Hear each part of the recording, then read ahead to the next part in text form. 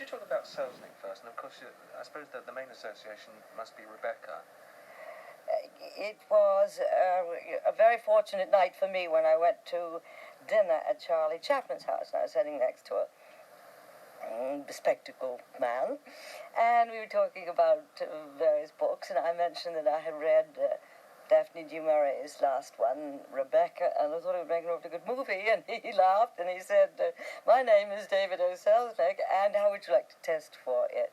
Well, of course I would, and I was thrilled to death. I made 7 tests, and so did everybody else in Hollywood, including, I know, Vivian Leigh, for one, Loretta Young, Susan Hayward, Geraldine Fitzgerald, lots of people.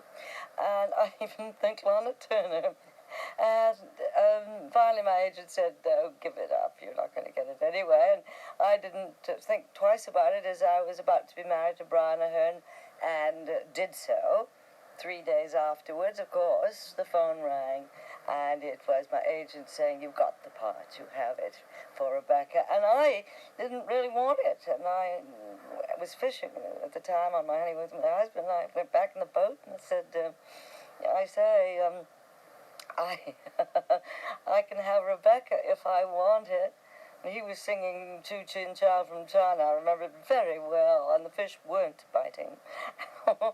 And he looked up in the sky and he said, well, my dear girl, you're just married and you're going to live in a different house and with different people around you, and why don't you just do it for hat money? So, of course, I've had a few hats ever since. Was it a happy association on the film? Actually, Laurence Olivier wanted Vivian Leigh to do it, and it rather showed it, I'm afraid. It was very unhappy for me, but that literally contributed to my performance, because I felt rather shunned and ostracized by everybody because their favorite Viv had not got it. And this little stranger, whippersnapper, who nobody had ever heard of, had the role. And I was treated rather as though I had leprosy. What about Mr. Hitchcock? Did he know? Oh, he was darling. He didn't like the cliquiness of some of the actors anyway. He felt, because of his own background, I presume, a little out of the picture. So he and I became quite buddy, and I used to go and have dinner in his office sometimes if we were shooting late, and he'd talk to me about his life and his daughter and his wife and all that sort of thing. Very pleasant to me. How much sort of involvement did Selznick take in the pitch? I have never known anybody so involved in his work, and I wish today we had producers of the same kind. I've just done large television film in which I didn't meet the actors till we were in a scene even. Or if you're lucky, you would meet them in the makeup room and say, hello, I'm Joan Fontaine and I'm playing so-and-so, and who are you and what are you playing? But David was meticulous about absolutely everything. The thickness of an actress's eyebrows, the color of her lipstick, and whether it was too much or too little. Every single detail, and it was lovely. Every word one spoke. He even directed the voiceovers. When I'd say, in the film last night, I dreamt I went to Mandalay again, David was in the projection room doing that with me.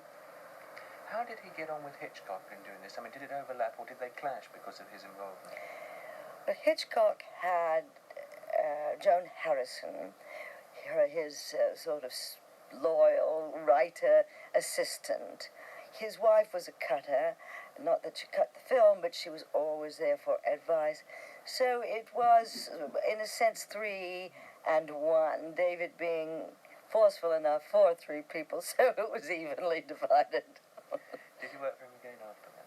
I did Suspicion, for which I won the Academy Award. Yes. And how was that? How did that work out?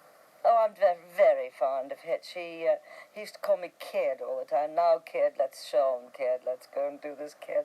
And I felt he had a tremendous kind of paternal interest in me, which I appreciated very much indeed. I just wish we had done more together. I think think I did 2 televisions with him afterwards down the years, but I wish I had done more. He began, I think, to feel that he was a star maker. And that's when he started to do things with Tippi Hedren and various others. I think if he felt he could do it with me, that he had some kind of talent in this direction. I believe he worked with Grace Kelly, however, didn't he? That's right. Yes. I know at least 44 films in which you've taken part. And in those 44, you must have worked with and met a lot of the other moguls. Could you just elaborate on some of the experiences? They've Goldwyn's for a start. I never worked with Sam Goldwyn. I only knew them socially, and they were charming people. And Frances Goldwyn was a delight to everybody, kind and gentle, and a very pleasant hostess who did things very well and without any flamboyance, but just quiet good taste. It was always an honor to be invited to the Goldwyns for a dinner party or to run a film afterwards, which they usually did. Delightful people. I worked for Jack Warner only once or twice, did The Constant Nymph at Warner Brothers. However, I was asked to his house many times, and there you would meet Errol Flynn and various of the Warner Brothers players, Bogarts and so on, as well as other stars. He would have Walsh or Mamoulian and people like that to dinner too. Those were very pleasant evenings that we did have in what was thought of as a naughty, bawdy Hollywood of wild people, but it was quite the opposite. It was a very sedate and, within its own way, a select society where only stars and producers and directors were invited outside of visiting celebrities from, well, let's say, abroad would come. But other than that, you never met a bit player, or very seldom, or you never met, well, you might meet a great tennis star or something like that, but you never met a cameraman, for instance, or a dialogue director. Nothing. It was always the top names, as it were. The occasional character actor. If you were English, there was a great deal of snobbish about the English, and I must say, they were all marvelous, and that was my group, really, because I'm English, and my husband was English, and so we saw a great many of them, like the Colemans and the Herbert Marshalls, people like that, the Rathbones, Basil Rathbone, his wife was very much of a hostess weeder, and would invite Rubinstein and Iturbi and people like that to her parties, and they were always very elaborate and glamorous. If you had to sort of define the difference between the various moguls, I mean, I suppose there were 8 names that have become sort of legend. I mean, let's say take Warner and compare him to Selznick. What were the differences between the two? Because I think they're different animals, aren't they? Absolutely. David was a creative man in every way. Enormous good taste. There was no aspect of a film that he wasn't in personally, including the sets and the costumes, everything. Whereas I think Mr. Warner was probably an employer of people who could do it, where David himself did it. And I wish he had made more films. And he burned himself out, really, I think. It was a pity he was what was called at the time a boy genius, as Thalberg was. Thalberg died, unfortunately, far too young. And David didn't die, but he just, whether it was the success of Gone with the Wind went to his head, his new fame, he worked largely, he told me, to avenge his own father's ostracism by people in Hollywood. There had been some problems there, as there were with Bud Schulberg's father, but also had the same desire to pay back the town for treating the parent badly. Now, whether when David did get his fame and his fortune and do all that, whether he had lost his drive because he had fulfilled his drive, perhaps. So he almost rusticated, and he married beautiful Jennifer Jones, who was a friend of mine, and I'm very fond of her. And he became rather the power behind Jennifer.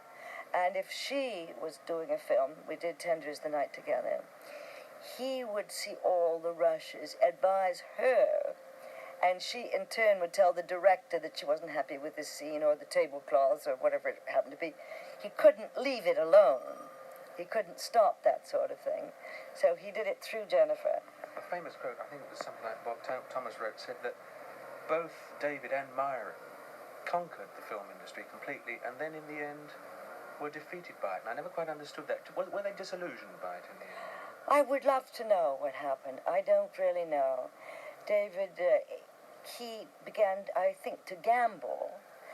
He, when his marriage broke up with Irene, he led a kind of vagrant life. He would stay up all night, and maybe he became a celebrity. That may have been more than it, and he couldn't handle being a celebrity. It's a very hard thing to do. Yes. What about Harry Kern? Harry, as Racy, the lovely story about the race talk, do you want that one? Because I think it's enchanting.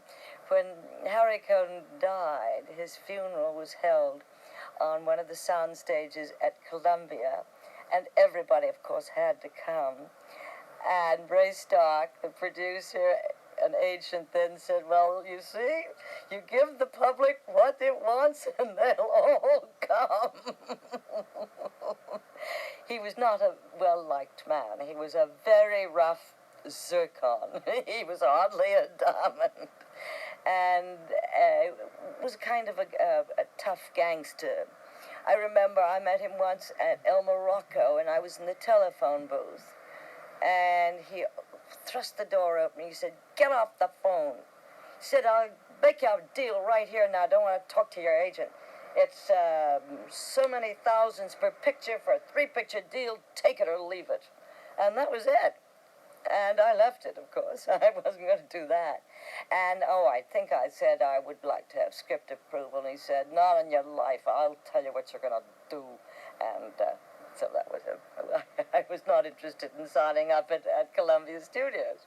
It's extraordinary the number of people he did manage to inveigle into signing up. They were, most of them, very happy. Jean Arthur was very unhappy, went on suspension, I believe, for 2 years. He had a feeling that she was going to do what he jolly well told her to do. Found her out to Warner's, and she told me herself that she couldn't even find out what the picture was to be. She was told to report to work on such and such a date. Nobody would tell her director or the picture or anything. It's a disciplinary thing that he was doing to her. And so she and her husband at the time, Frank Ross, hopped in a car and drove up the Pacific coast all the way up to the border and back, and she didn't come back. She just remained penniless on suspension for 2 years. What about Zanuck? Zanuck, I was very fond of his wife.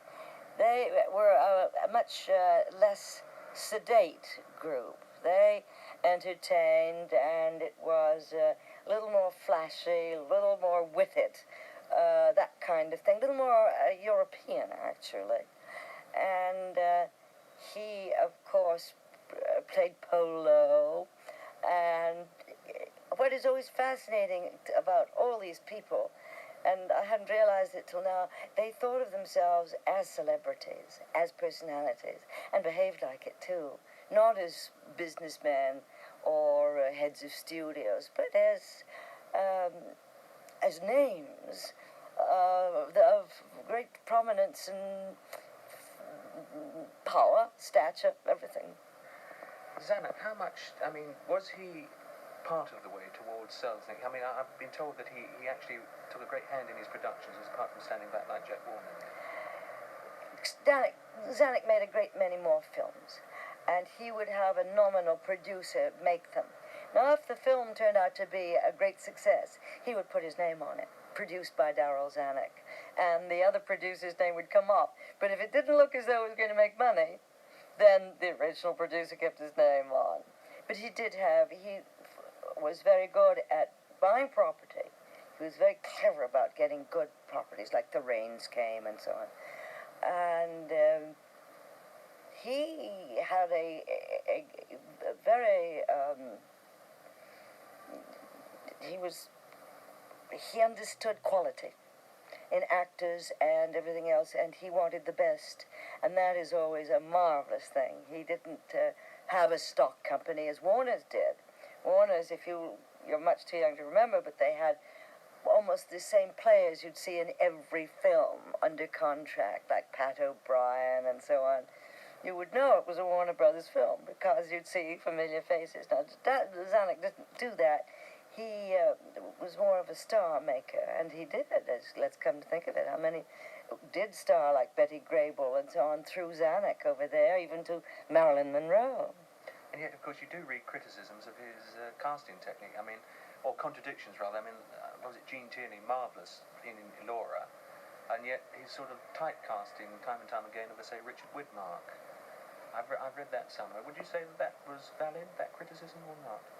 The sort of the fact that he would use, I suppose it was because they were tied up with 20th Century Fox, therefore, that he had a limited number of artists he could use without buying somebody from outside. But he brought a lot from outside. He brought Rex Harrison over. Think of the other people that he did get. And even I did 2 or 3 pictures over there. I did This Above All, and No Certain Smile, and with Bratz. He did branch out. Any characteristics or little idiosyncrasies of Zanuck that you think of? Zanuck liked to chase the ladies quite a lot, and if you went into his office, you'd better wear low shoes and be able to run. Can you enlarge on that in any way, or don't you want to? Well, that's all. I remember once I met him at a party, and he, for some reason, liked me, and sent me flowers on the set that day. I was at another studio, and said he had to talk to me immediately about something. I said, well, I'll be home 6:30, 7. If you want to pass by, I have a dinner date. And I remember he came right in, and I could tell that I'd better run fast. So I got behind the bar, and I started peeling a lemon. I didn't stop him. He came behind the bar, too, and I just went right on peeling the lemon and talking to him all the time, saying, yes, what did you want to see me about, and so on. And he did this for about 5 minutes, saw that he was getting nowhere, took one gulp of his martini, put on his Tyrolean hat, and strode out the door, and I never saw him again. All of which took about 10 minutes. You still got the lemon. Yes, he got my lemon, I can tell you that. What about some of the other ones, DeMille? Never worked with DeMille because I understood that he was a very severe man to work with on the set. A lot of yelling and a lot of bossing around and a lot of sarcasm. Now, whether this is true or not, I can't tell you since I never did work with him. But I did turn down scripts that were offered to me by DeMille, principally because I didn't want to play any of those biblical characters. For one thing, I did not want to go around dressed in Madonna blue and thong sandals. Did you come across Louis B. Mayer much? Yes. I didn't have anything much to do with him. I just knew him socially. He would entertain very well, too. I've heard many a story about his power over the people he played. He had under contract and was playing God with them quite a lot, but I didn't personally run into it. What do you think of the sort of renaissance of Hollywood, or mini renaissance of Hollywood in these last few years? And I read an article recently about the sort of baby moguls that are coming up in Hollywood now, who are all aged under 30. Really? Well, I don't know very much about it. I lecture a great deal at universities on films and poetry and various things. And I know that most of them are humorless. And they take the making of pictures as though it was some intellectual art form, when it is really accidental and intuitive and emotional. And none of them seem to get that point, that it's a creative art. It isn't an intellectual art at all. And I think that is one of the troubles with pictures today. They are being intellectualized. There's no joy in them. There's no romance, of course. There's no real fun. If it is a comic movie, it's likely to be coarse, slapstick, and to me, therefore, humorless, but not witty, there's no sophistication anymore in movies. Perhaps it is the generation of which you speak that are not sophisticated people that are making this. I saw one of the best pictures I've ever seen the other day, by the way. Have you seen Madame Rosa? Simone Signoret, the whole concept, the writing of it, it's a very large concept, but it is one of those great movies to be made that you just think you're never going to see again, and here you have an intelligent adult script, people that you care about, and you watch them going through everything they're doing on the film as though it were you. Oh, it's brilliant. Is there any sort of two sentences to sum up that you feel would be appropriate for the moguls of the past? I mean, with all their faults, with all their idiosyncrasies, the thing that they contributed. They had flair, and that is what we're lacking not only in life today, but in picture makers. They have no flair, and even their extravagant sets, and even all the retakes, and all the other, their premieres, all that lent an air of glamour and romance and everything else to the film world, and therefore was attractive to audiences. It was contagious, and we had all those fans. We had the star system, which they understood well. Today, somehow the director wants to be the star, or the auteur, both the director, the producer, the writer, which it so often is, wants to be the star. And I think that only great movie fans would be attracted by, this is an Ingmar Bergman film, this is a Latouche film, this is a Buñuel, or whatever it is. Whereas the general public went to see the stars, and the stars can't always be Jaws and whales and sharks and King Kong. I mean, we've lost that thing where you did go and you cared about and identified with the players.